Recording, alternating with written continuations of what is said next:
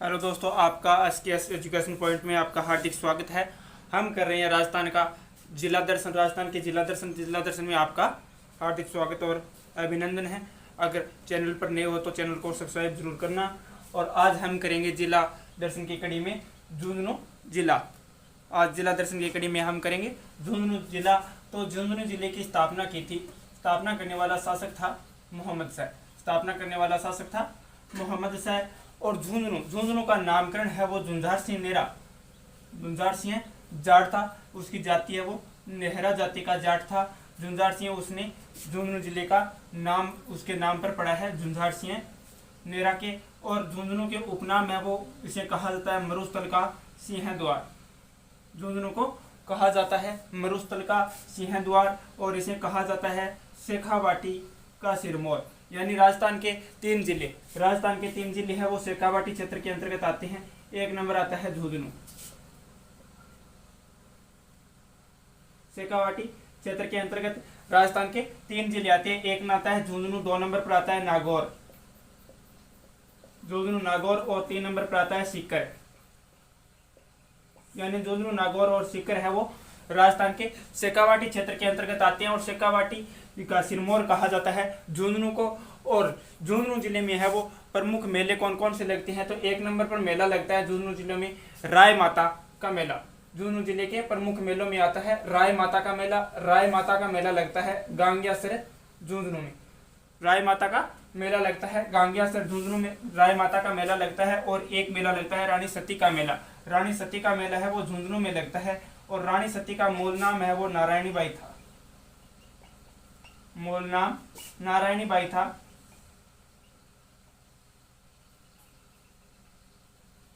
नाई जाति की थी ये।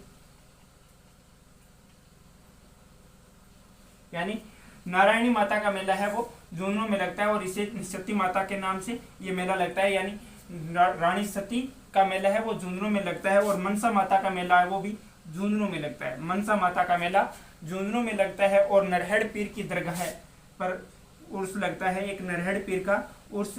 इसे ये जो उर्स लगता है वो लगता है नरहड़ चिड़ावा में। नरहड़ चिड़ावा में उर्स लगता है और इसे बाबा शंकर की दरगाह कहा जाता है। यानी नरहड़ पीर का उर्स है उसी जगह बाबा शंकर की दरगाह है, इसे ही शंकर की दरगाह कहा जाता है। ये मेला है वो उर्स यानी मेला लगता है नरहड़ चिड़ावा में, ये मेला लगता है। और यही तीन जिले हैं वो राजस्थान के शेखावाटी क्षेत्र के अंतर्गत आते हैं। और एक नाम आता है खेतड़ी का।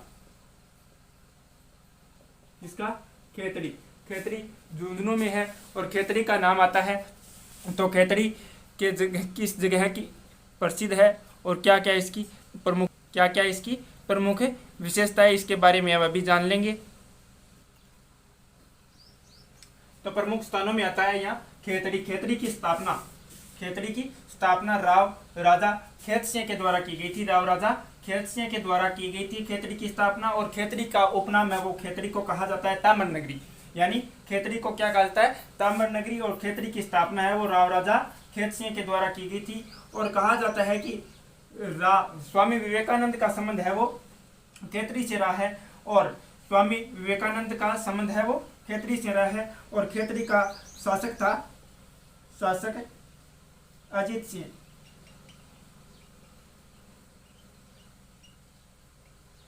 शासक था अजीत सिंह। अजीत सिंह और स्वामी जी के पारिवारिक संबंध बताए जाते हैं।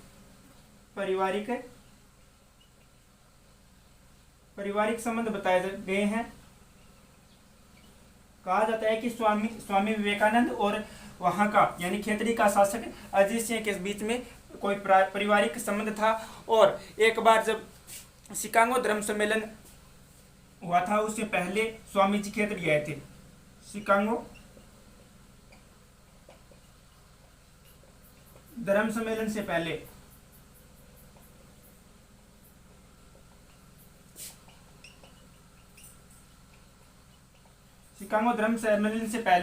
जब स्वामी जी है वो खेतड़ी आए, तो खेतड़ी आने के बाद अजीत सिंह ने इसे स्वामी विवेकानंद की उपाधि दी थी। विवेकानंद की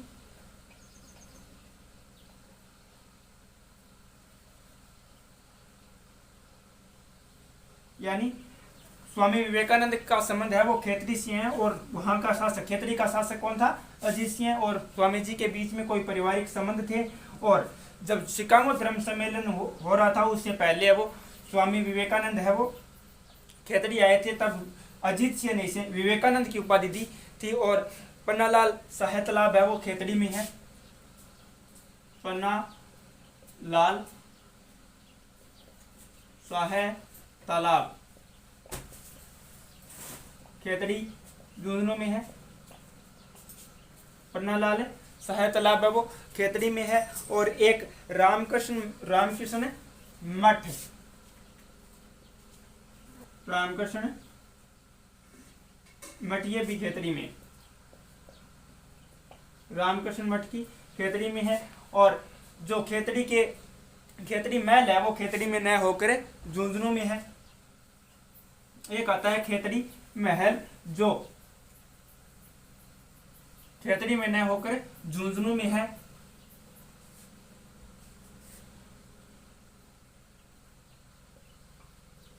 खेतड़ी महल जो कहाँ है? झुंझुनू में है। खेतड़ी में न होकर झुंझुनू में है। और इसे ही कहा जाता है शेखावाटी का हवा महल। खेतड़ी महल को कहा जाता है शेखावाटी का हवा महल, शेखावाटी का हवा महल। तो खेतड़ी महल का निर्माण किसने करवाया था? निर्माण पूछा जाए कि खेतड़ी महल का निर्माण किसने करवाया था, तो खेतड़ी महल का निर्माण है वो भोपाल सिंह के द्वारा करवाया गया था। निर्माण भोपाल सिंह के द्वारा, यानी खेतड़ी महल है वो खेतड़ी में न होकर झुंझुनू में है। और इसे कहा जाता है शेखावाटी का हवा महल, और इसका निर्माण करवाया था महाराजा भोपाल सिंह ने। अगला स्थान आता है नवलगढ़, प्रमुख स्थानों में आता है नवलगढ़।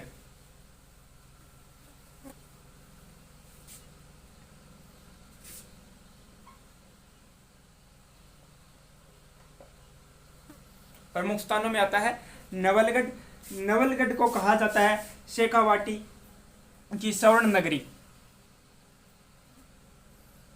यानी नवलगढ़ को कहा जाता है शेखावाटी की स्वर्ण नगरी। नवलगढ़ जो झुंझुनू का स्थान है उसे कहा जाता है शेखावाटी की स्वर्ण नगरी। और रूप निवास महल है जिसका संबंध कहाँ से है? रूप निवास महल है वो नवलगढ़ में है, यानी इस नवलगढ़ में हवेलियां बनी हुई है, प्रमुख 4 हवेलियां हैं। यहाँ रूप निवास महल है वो नवलगढ़ झुंझुनू में है। और पौदारों की हवेली ये भी नवलगढ़ में है। कहाँ है? नवलगढ़ में।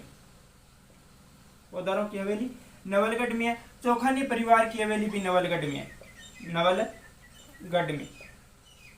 और बघेरियों की हवेली ये भी नवलगढ़ में है, बघेरियों की हवेली भी नवलगढ़ में है। यानी नवलगढ़ को कहा जाता है शेखावाटी की स्वर्ण नगरी। नवलगढ़ को कहा जाता है शेखावाटी की स्वर्ण नगरी। और यहाँ रूपनिवास महल है वो नवलगढ़ में बना हुआ है। पौदारों की हवेली भी नवलगढ़ में है। चौखानी परिवार की हवेली भी नवलगढ़ में है। और बघेरियों की हवेली भी नवलगढ़ में है। आगे का स्थान आता है हमारा पिलानी। आगे का स्थान आता है पिलानी।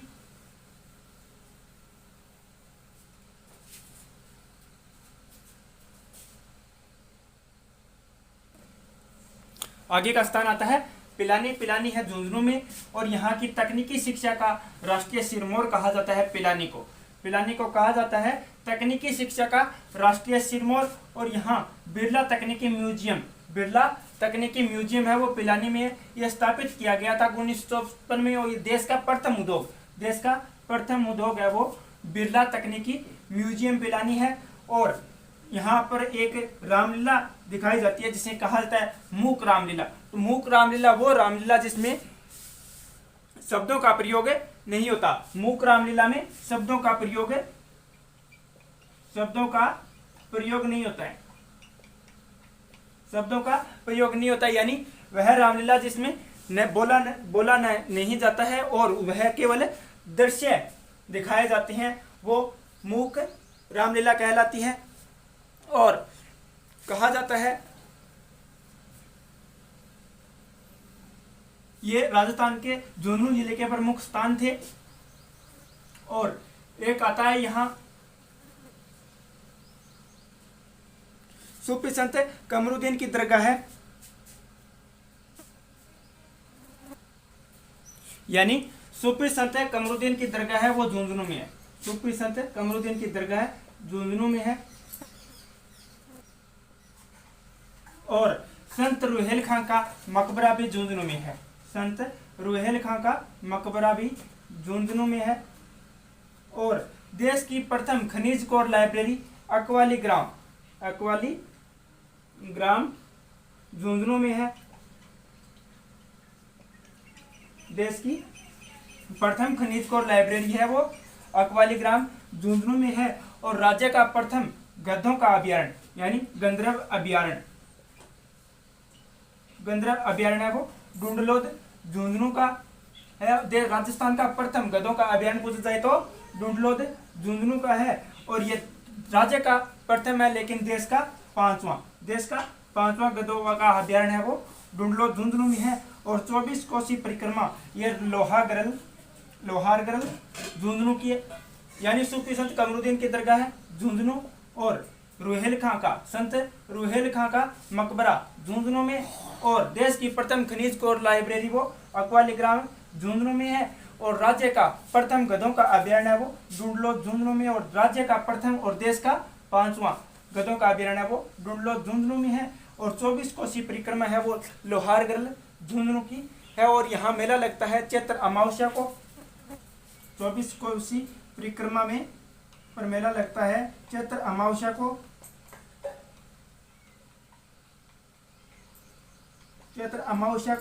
मेला लगता है। और लगता है ये मेला भाद्रपद कृष्ण नवमी से भाद्रपद अमावस्या तक।